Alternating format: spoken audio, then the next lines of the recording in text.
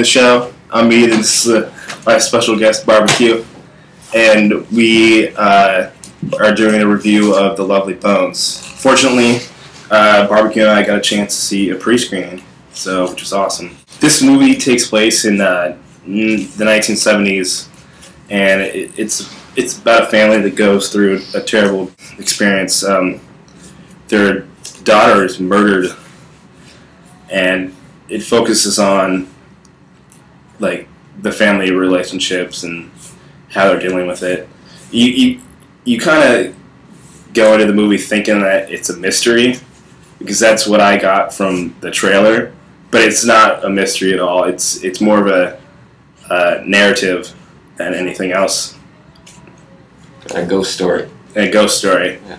About the in-between. About how the girl tries to influence the real world. Influence the real world. And catch her murderer. But she doesn't really... Well, get revenge. Get revenge. And she almost like possesses people, into like following certain information and stuff. Peter Jackson directed this, and you can't go wrong with Peter Jackson. I thought he did a really good job. But it's not a big epic effects movie. No, it's not. Some of the Rings and King Kong. Some of the green screens were really bad in this. You could, if you watch it closely, you can see that they let it slip through the cracks and stuff. It's kind of similar to Beautiful Creatures in tone, I thought, a little bit. I don't know if you ever saw it. I don't think I've seen that. Yeah. It kind of reminded me a lot of that Robin Williams movie. I can't get the name. What Dreams May Come. What Dreams May Come. It's very similar to that. But in the Robin Williams movie, like, everybody dies. The whole family dies, pretty much. And in this, it's just the Susie Salmon character. It was interesting that she saw other ghosts, but they were only other people, other murder victims. From the same guy. Yeah. Which, it was kind of, I felt it was a little cheesy. There were kind of a lot of, kind of Hallmarky moments. Hallmark moments? Yeah, there were. I felt like I was watching a Hallmark commercial, and there were parts that I thought were kind of slow. Like where she's in the ghost world, she's like walking around and having a good time, and like, but she wanted so desperately to like find her murderer, but she couldn't really do anything because she's dead, and a lot of people in the so-called real world, just thought they were losing their minds. I felt. And they're like, it's not real. It's just like, they're all about like, we need to let her go and stuff like that. We need to move on. But Stanley Tucci played the so-called bad guy in this. He was good. He was good. He did a really good job. He was so creepy. Yeah. I haven't really seen a movie where they get the villain down like perfectly, but. Yeah, and you really wanted him to get caught. You did, yeah. You're like, I hope to God.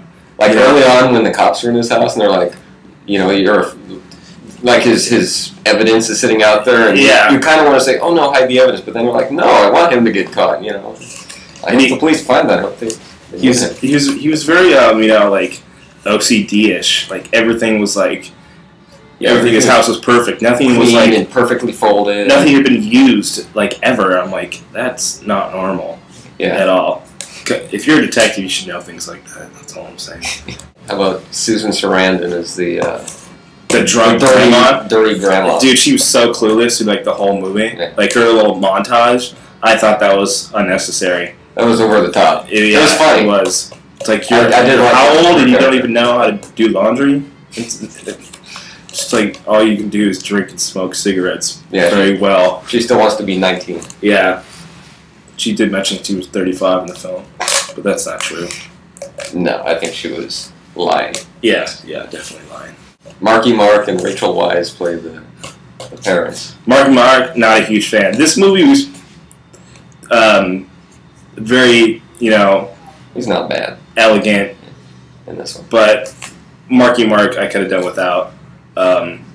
Because he's Marky Mark, Funky Punch. I can't take that seriously.